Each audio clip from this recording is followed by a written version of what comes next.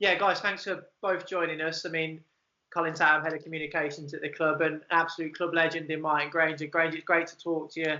Again, we have to stress this is obviously via Skype, given the current situation. But Grange, first of all, how you doing? How you holding up during the world of madness that we're living in at the minute? Yes, some strange times at the minute, but we're obviously keeping ourselves indoors. My son's working from home. My missus is at the moment, I think, doing Zumba in the front room, keeping herself fit. So it's strange times, but yeah, trying to keep safe and well, mate.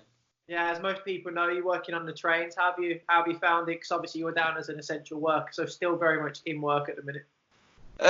Yeah, it's strange because some days where there's not a lot of people around, and the other day I had 200 or 300 people on the train, which people are still not listening.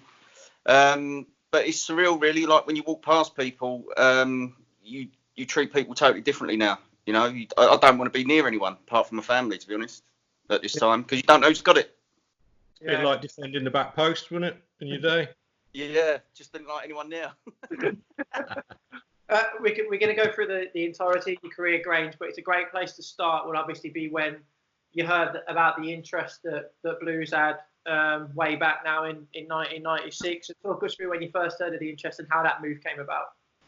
Well, we played, I think Brentford, we played Cardiff. I'm sure it was either Tuesday or Friday night. And after the game, David Webb took me into his office and said, "I've sold you to Birmingham." I was like, "Hey?" That was the first I heard of it. He said, "You've got to go, we're in debt." So obviously I went home and spoke to my dad and said about Birmingham. He said, obviously, sleeping giant, big club in the Midlands, you got to do it. So and that was it.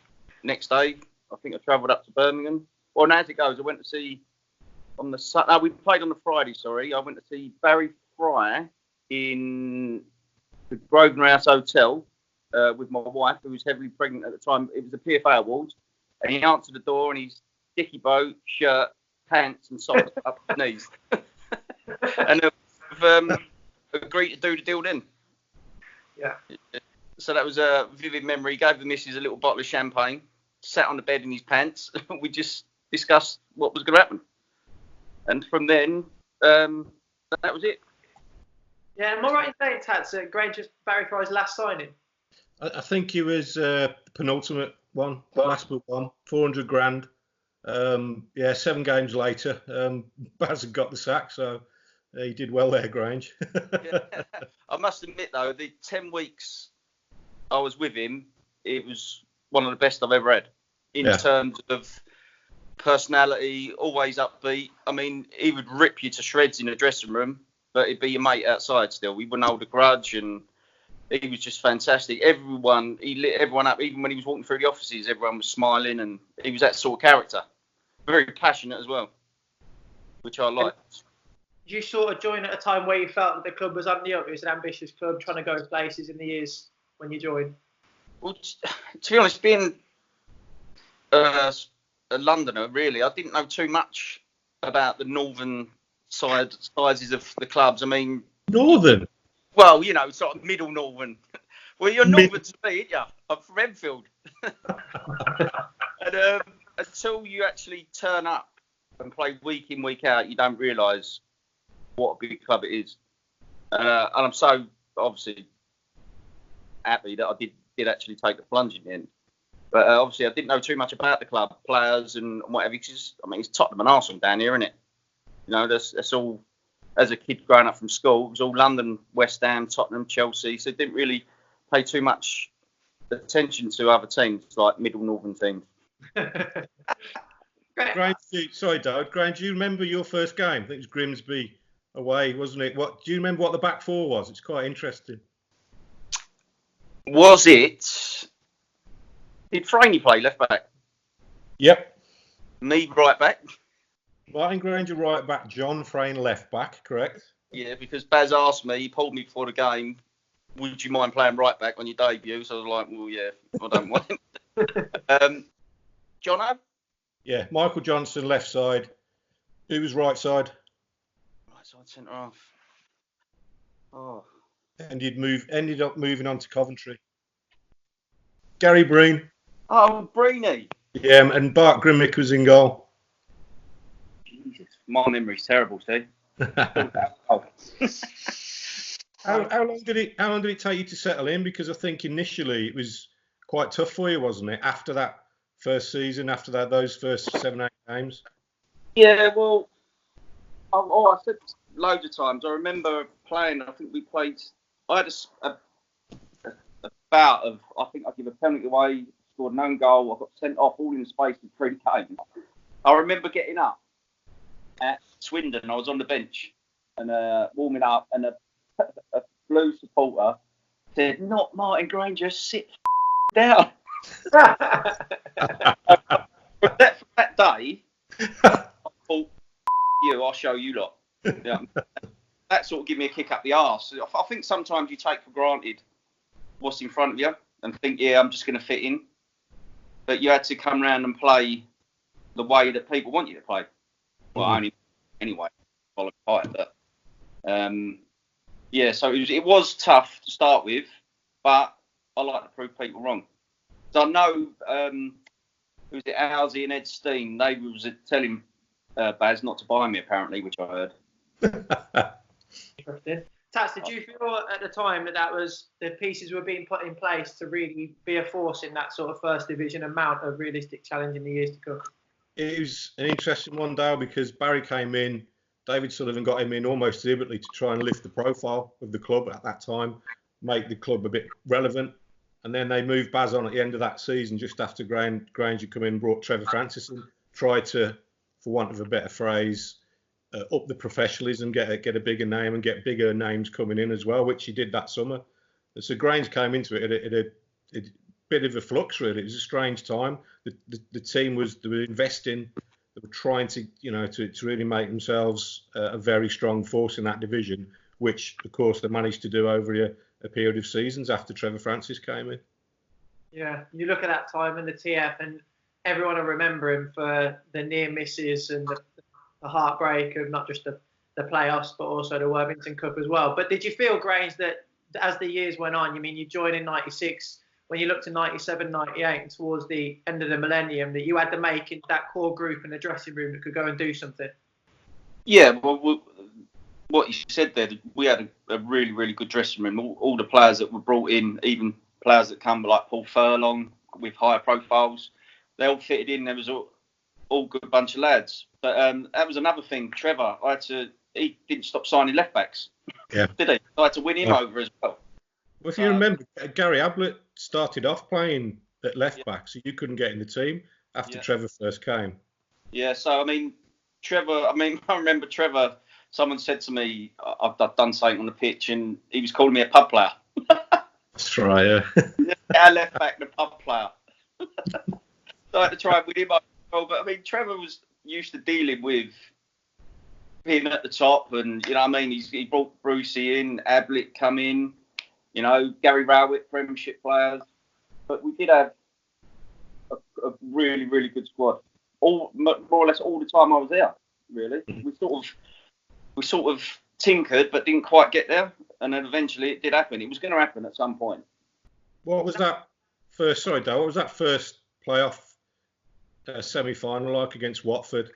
The atmosphere that night, it was something pretty special, wasn't it? Yeah, it's just them ones I try to forget, but yeah, the atmosphere in the big games there were always good. And then when we got Watford, I fancied us to beat them, to be honest, convincingly. Even as well when we got Barnsley, I thought turn them over, and we got thumped 4-1 at home. And they're the sort of games you think, yeah, we've got this.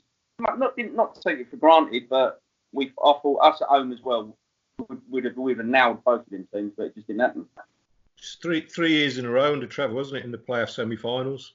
Yeah. Quite remarkable. But then Bruce, he was lucky, really, because it was a similar squad to what Trevor had, and we actually went up. So Trevor was really unlucky in that aspect of it. You ever start to think he wasn't going to happen, Grange, when you do 3 years and you get so close? Yeah, well, I've done it at Brentford as well. Didn't I? I've lost in the semi-final to Huddersfield at home on penalties under Neil Warnock. He was the manager then, and then that was my 4th time, so the 5th time lucky for me. Then as a player, you think, is it ever going to happen for me? and then it did, and then it all fell apart. When you say, was it ever going to happen for you? What about that game at the Millennium Stadium, the little slip? Do you know what? The ball actually went under my foot as well. Yeah. He's crossed it for Ewan Roberts. Yeah. I was looking where I was going to run down the line with it, and it went under my foot. Then I slipped, then he crossed it, and I scored. Yeah, then you think, oh, Jonah's here. But to come back from that and then to win it on penalties after all the penalty heartache, I mean, the emotions were just incredible, weren't they? Oh, it's ridiculous. It's probably the defining moment of my career, you know, and for someone like Karts to step up at such a young age and just slot it in as if he'd been playing for 20 years, take your hat off to him, tip your hat. Yeah. So how come you didn't take one then? You took one against Watford. I was actually struggling with swollen ankle. So I thought if I plant and I miss, obviously I missed one against Liverpool, but I just didn't want to put. I wanted to take one, but then the slight swelling in the ankle, I just thought, no, I'll just let someone who's obviously more able-bodied. If I had to take one in the sudden death, I would have took one. Yeah. I didn't shy away from it because I'd missed one previously in a big game or nothing like that. It's just I was carrying a bit of an injury. I actually, if you watch it back, it would have been retaken because Westerveld was about 3 yards off his line.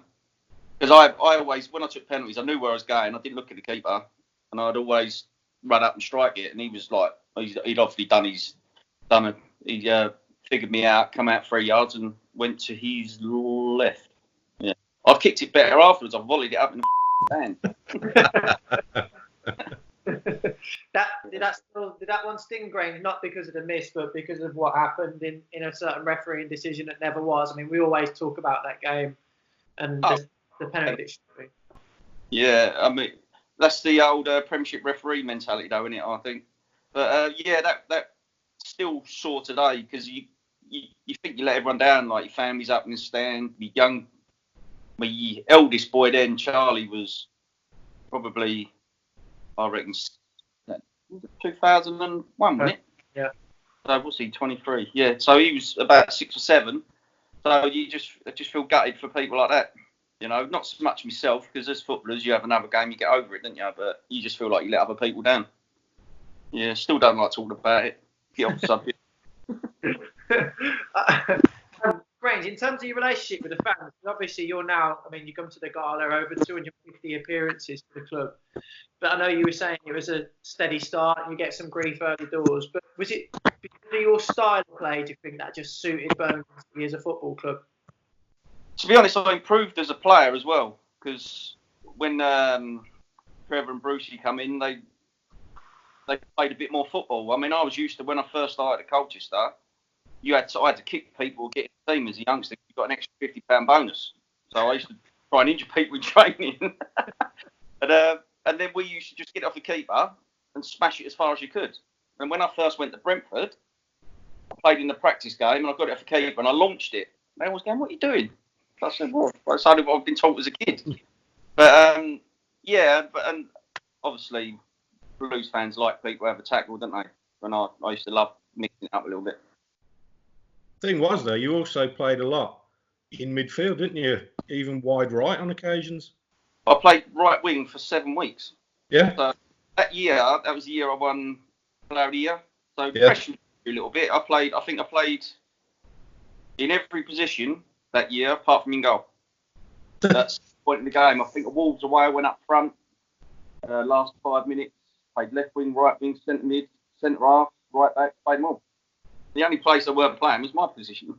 Yeah, that's quite right winger though, because you can just cut in on your left and swaz it. Practice your free kicks and penalties, Grainger, because you obviously became known as a bit of a free kick specialist, and this whole montage is out there of you whipping them in top corners. Of how much practice went into it? On a Friday, I'll probably stay out another 20 minutes with a bag of balls, and I used to practice with the mannequins. I used to try and get up to about 6 yards away, so you could really get the ball up and down. And then I used to get moaned at for being out too long. But yeah, I used to take a few corners, free kicks. That's one of my pet hates. You watch the telly and people hitting the first man drives me insane. Yeah. It infuriates me. People professional people just can't get it over the first person. That's child stuff. Yeah. I used to practice to make sure that I didn't do that. Yeah. Like, I hope you don't see footage of me doing that. I mean, you talk about what infuriates you and how players are hitting the first man and stuff, and you mentioned how you used to probably kick people up in the air. A lot of those challenges would probably have been yellows/reds these days. Do you think that's sort of something that's going out of the game? Because it used to lift the crowd. I mean, Tats, we talk at times at how it can take a player to lift the game going absolutely nowhere, and Grainger were probably one of that sort of players who could just lift and change the whole dynamics of a match.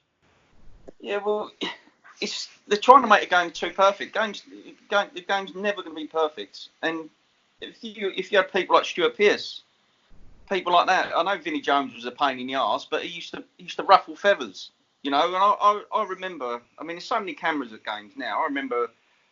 I think it was Ian Dowie, QPR at home, and we sort of like had a scuffle at the back post. I rolled over the top of him, he punched me in the mouth, and as he rolled over, I punched him back. We both got up and laughed and ran off. If you'd done that now, you'd get sent off, wouldn't you? They're taking all aspects of contact out of it, and to be honest, I don't watch a lot of football anymore. It's becoming boring. It's becoming a striker's game, and defending is an art. Whether you kick somebody over in the stand, or someone's taking you on, and you're dealing with him that way, but you can't. I mean, having a little bit of contact in the box, it's part of the game. They're taking it all out, and it's just, for me, it's not my sort of football I want to watch. You talked about ruffling feathers there.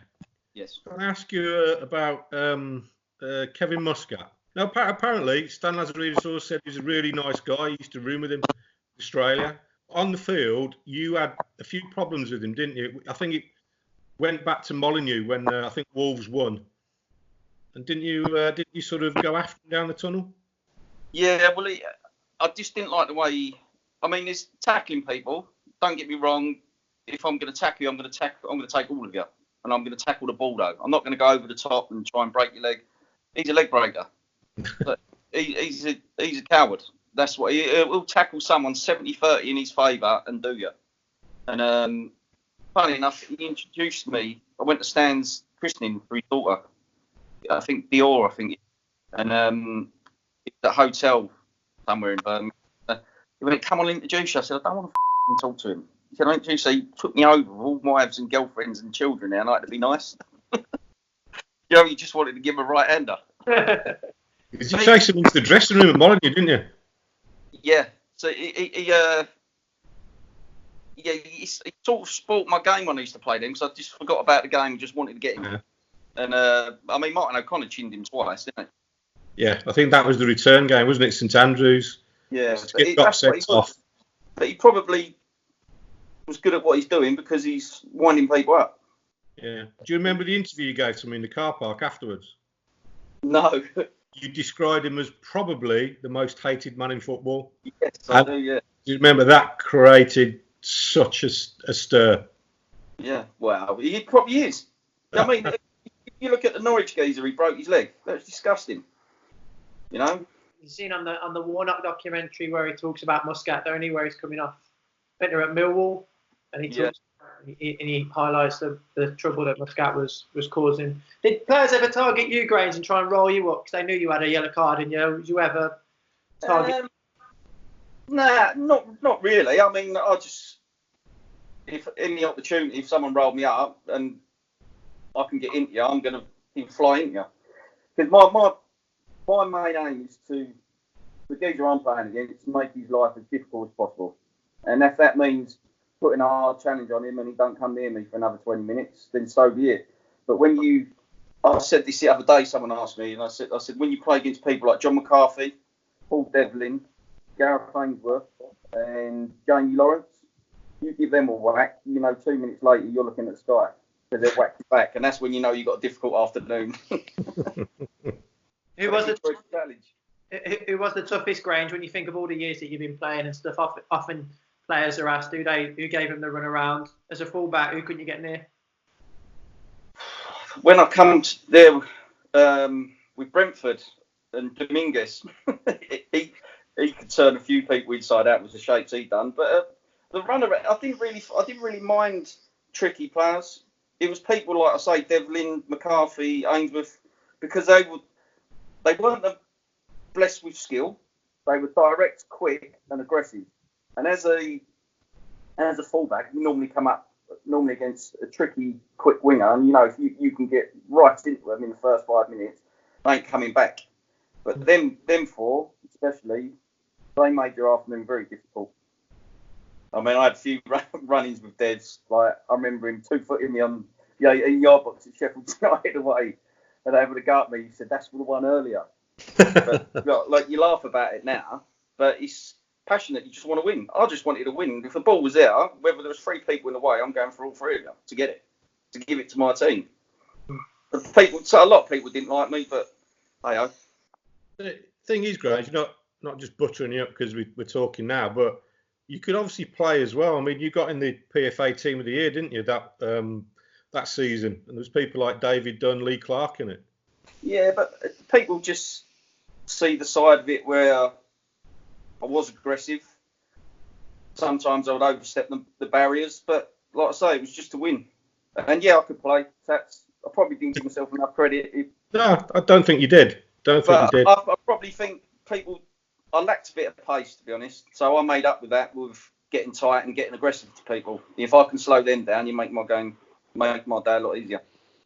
I think there was one summer as well when Blackburn Rovers, Graham Souness were after you, and you could easily have gone there, couldn't you? You might not have become the sort of legend that you have become at Blues. Yeah, the deal was done. Like personal side, they agreed figures with an agent who was dealing with it, who said he'll take it on if I go and all that. So they were talking, but I don't know who it was, but Trevor reckons Karen wanted too much money, and then Karen said Trevor's asking for too much money. So it didn't materialise.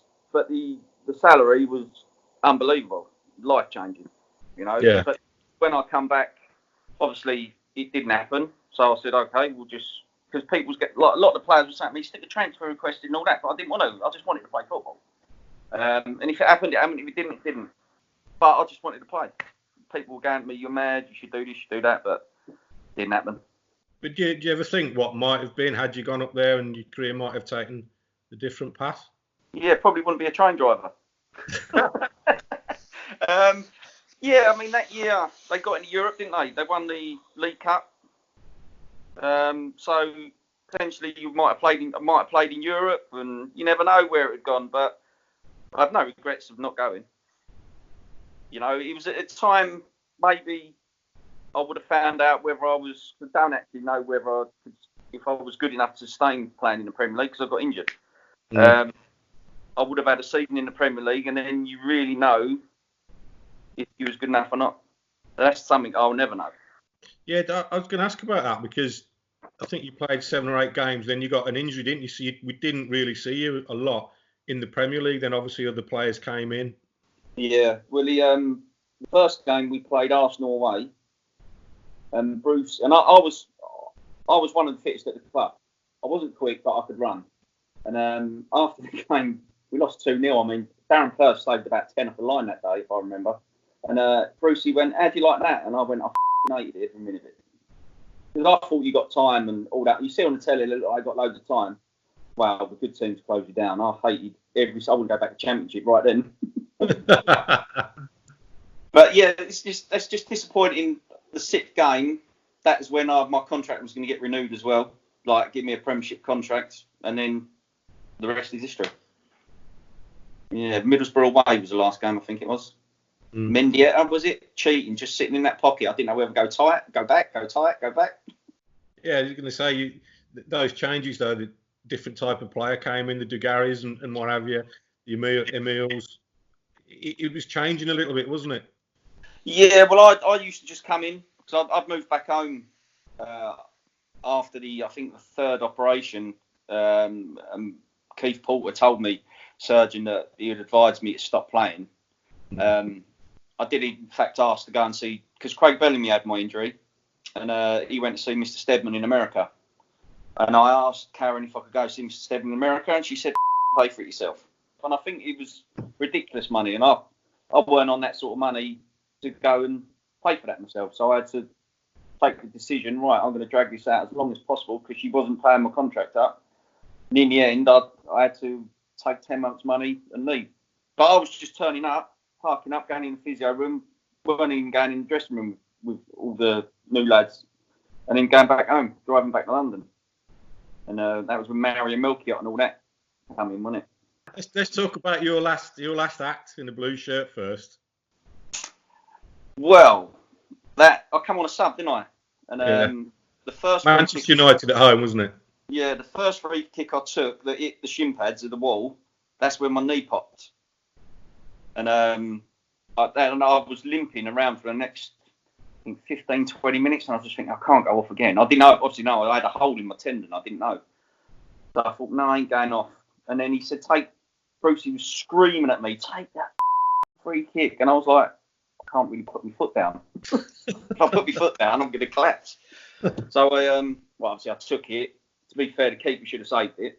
Yeah. Because I knew the sports scientist there, the sports nutritionist, Tony Strudwick. He's now with Wales. He said in the dressing room he was looking where he was going to throw it before it was coming in. And that was the last. I got to half time and just said, look, I'm done. Sort of ripped a few doors off the physio room, dressing room, broke down in tears. I knew that was it, basically. And that was another year out. Because in the end, you had to retire in the end at 32, was it? Nah, just turned 30, just over 30. Yeah. Okay. So, I mean, what was it? 2000. Well, yeah, it dragged on to that maybe 31, 32 because I was driving up and down just picking money up basically. Neil was saying to me sometimes, physio, I'll see you Wednesday. Then he said, I'll see you next Monday. You know, so he knew the score. That was it.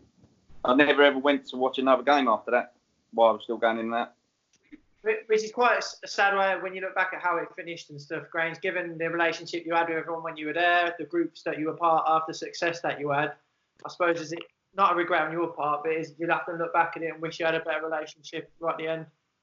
Yeah, don't get me wrong. I don't want to. A lot of people retire and they have to finish early. I don't want no red carpet rolled out, but just a bit of respect to me and a bit of like a thank you. Not do anything wrong to that football club apart from give everything, which ultimately I still have problems with now, 20 years on.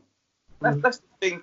Some of the things I put myself on the line and added injections in places where I shouldn't have done just to play for that football club, and she treats you like that. You know, it's not about I want to be known as this person who's done this, that, and the other. Just respect what I've done for your football club, trying to get you into the Premiership, which we've done. Putting my career on the line every single week. I think I had injections in knees before games, in joints and all that. That's a no-no. And that wasn't even big games. That was just to play. You know? And that sort of things. Like I said to my boy, I said, don't ever have injections in anything for anyone. I said, because if you're good enough, you'll get back in. And if I had my time again, that's what I would do. I'd just sit out. And with the experience I had with that and how owners treat you when things are finishing, I would never do it again. Well, I'm not going to be able to do it again because I'm too fat. What was your favourite football memory from your time at Blues? Ipswich semi-final. Best ever. That was even noisier than Millennium. Both Millenniums. Frightening atmosphere. Still puts the hairs on my back and my neck up now. Brilliant. And I scored from an inch. Yeah, was it a header, was it? Yeah, see, that's how slow Jeff also was. I outpaced Jeff to it. Yeah, it's crazy. A lot of supporters. Whenever we spoke to former players, a lot of them involved in that era will say that Ipswich Town night, you know, the pitch, everything that played into that evening was just phenomenal. Absolutely ridiculous. I've not heard. No, if you put two radios on, you get that wireless sound in your ears. That was ringing in your ears like that. It was absolutely fantastic. Brilliant. Yeah, great memory of that. Yeah. Tats, how do you think a lot of supporters, I mean, you've been covering the club for years, when they think back to Grainger's time, what's their overriding memory of Martin Grainger in a blue shirt? Yeah, like Grain says, I think put himself on the line every time he played. Was very competitive. Got a good rapport with the crowd, but you could also play. People forget that, the left foot. You could see a pass. Yeah, you might not have been the quickest. You're not an Ashley Cole, but you're a Stuart Pearce type, and I think a lot of people, I don't think we'll see many players of your ilk again, to be honest, especially spending that length of time at one club. Yeah, the thing is though, you get wingers now playing left back, didn't you? The game's changed, isn't it? It's all about pace. But do I like that it's all right for the attacking side, but I love the defending side of it, and that's gone, unfortunately. It's like now you see your two fullbacks over the halfway line, your centre halves halfway up their half, receiving the ball, and the midfielders coming in the middle of the back four. I mean, there's only a certain few teams that can do it, but not for me. I'm a bit old school. Get rid of all these cameras, VAR, and all that. Who were the best that you played with, Grainger Blues? Not just in terms of the camaraderie, I just mean the talent, what you saw on a training pitch, match days. Who sticks out? The best person in training all the time is Brian Hughes. His ability was ridiculous. Percy, in their own right, Jono, Gary Warwick, it was an all-round athlete, brilliant. And Christoph Dugarry was frightening, absolutely frightening. And he was a real gentleman as well, really, really nice guy. Who else was there? I mean, to be fair, with the attackers we had, Furlong, Adibola, Unlove, Birchie, good finisher. We've had some brilliant footballers at that football club in my time. What about Trev joining in training? Oh yeah, it's ridiculous. He used to nutmeg you and laugh. And then I remember, I think Dev's done him twice. He give him 4 stitches in his shin and then done him in his eyeball. But we were training one day and he was running around. He went, "Stop!" The grass was a little bit long, so I think they was letting it grow. "Stop! Stop!" We all had to stop, like 25 players. My watches come off. Right, so we're thinking, all right, your watches come off. He went, "No, we've got to find it." He said, "Good job, it's not my Cartier. This one's only 10 grand." Like, you stopped a football match, you're wearing a 10 grand watch to fucking play football. So we found it in the end. He said, "Good job it weren't my Cartier." I was like, "Oh, I'm from Enfield, I've got a swatch on." You could still see him training, couldn't you? Despite his age, that how good a player he was in his pomp. Ridiculous. He even you do crossing and shooting, it weren't going too well. We'd go out there and straight away, first one, fizz it in. His passing, his movement, finishing, you could see what a player he was. Yeah, I think De Gary was like that, wasn't he? Because I remember watching a few training sessions and he was just on a different level. Graceful, mate. That's what you've got to say about him. He just certain people like him and Mikel Fussell, like the body movement can just throw you. I mean, I remember Mikel was injured and he was just coming back and he was doing a bit of football. And I said, like, because I was coming back, wanted to do a bit of defending, can you just run at me and shift the ball? I only let him do 2. I walked in. I said, "Mate, you're going to give me another injury." Yeah, Mikel, really, really good player. But yeah, Christoph Dugarry was fantastic and a nice bloke as well, and passionate because him and Percy went at it half time once. Yeah, and he didn't back down either. So yeah, I think he really enjoyed it. He really enjoyed because he probably wasn't that popular back in his homeland or where else he'd been, but he was just embraced. And I think he really responded to that, didn't he? Well, I think he was. I mean, we were all going, World Cup winners coming to play for us. You know what I mean? And he was king of the castle, wasn't he? But he didn't let that go to his head. He was just so humble, such a nice fella, and ridiculously good footballer. Brilliant. Yeah. Grainger, we're going to have to get you back down the football club. Given even all of this, I know you enjoyed the gala evening. I think it was last season or 2 years ago now when you came down. Yes, yeah.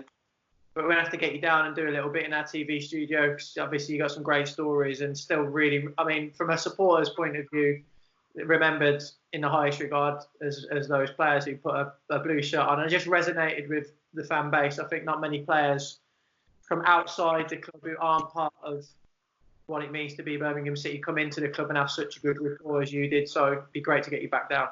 Yeah, definitely will do. Obviously, like I say, I've said before, I've got to juggle it round watching my Charlie. And if I can get down, I'll get down. And obviously, we work because we work on a shift rota basis. But then I'll just take a day's annual leave or something. That'll be Come down to see everyone. Yeah, it'd be good. If I keep growing this hair when this is all over, I'll have a massive afro.